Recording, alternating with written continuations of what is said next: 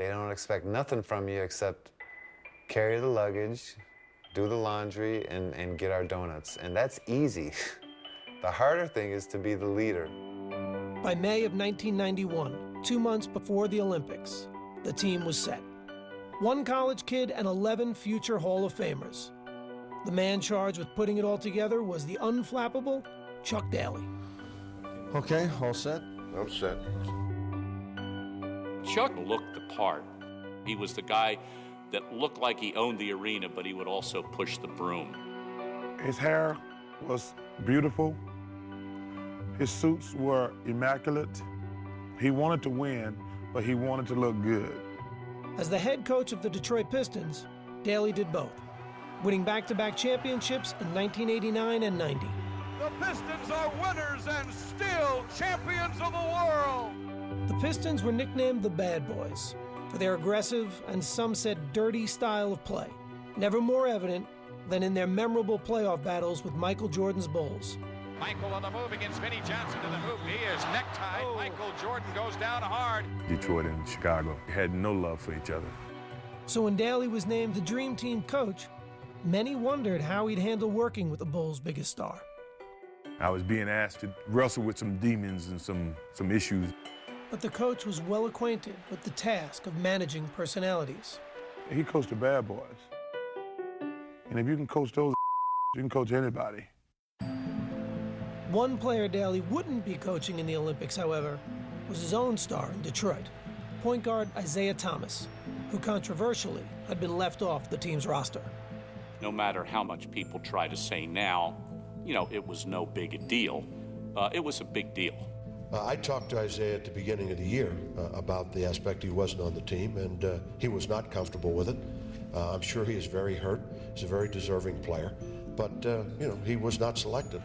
Thomas was well on his way to a Hall of Fame career, but was also seen by many as the biggest cultivator of the bad boys image in Detroit. And now Isiah Thomas and Cartwright are swinging. Isiah was the general.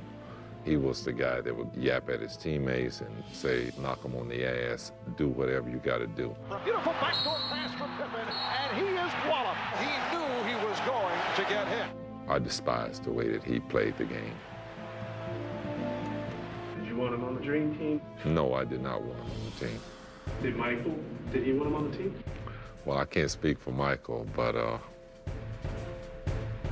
don't think he wanted him on the team.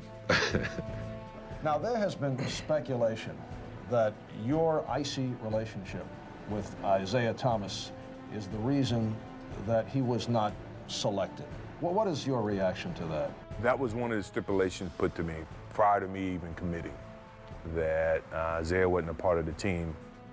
I was getting strong innuendos that it wasn't just, you know, it was coming from higher places that didn't want Isiah Thomas on the team. Certainly, things are being pointed at me because of our relationship, and of course about the way that the end of the game between Detroit and Chicago ended.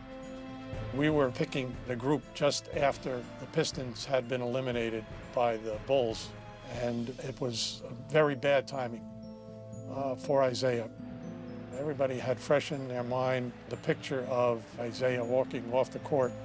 Pistons wasting no time in getting out of here. They left the bench, although there's 7 and 9/10 seconds remaining. The Pistons just left. When the Pistons walked off the court before the final bell, I think it left a bad taste in a lot of people's mouths. All right, no Isiah Thomas stuff. No Isiah Thomas questions. Cool. Jordan and the team were done answering questions about Isiah. But with training camp approaching, a bigger question would need to be answered. Hello, how you doing? How would the 12 stars that were selected play together? Welcome. Training camp began on June 22nd, 1992, in La Jolla, California. And when the gym doors opened, no one was quite sure what to expect, especially the players themselves. It's a lot of egos in one gym and on one team. Everybody wanted their form to shine and showcase why they were a part of this team. With all these stars on the team, if it comes down to the last shot, who's gonna take the shot? Me. Everybody in the world has an ego. The only difference between us, we have a reason to have an ego.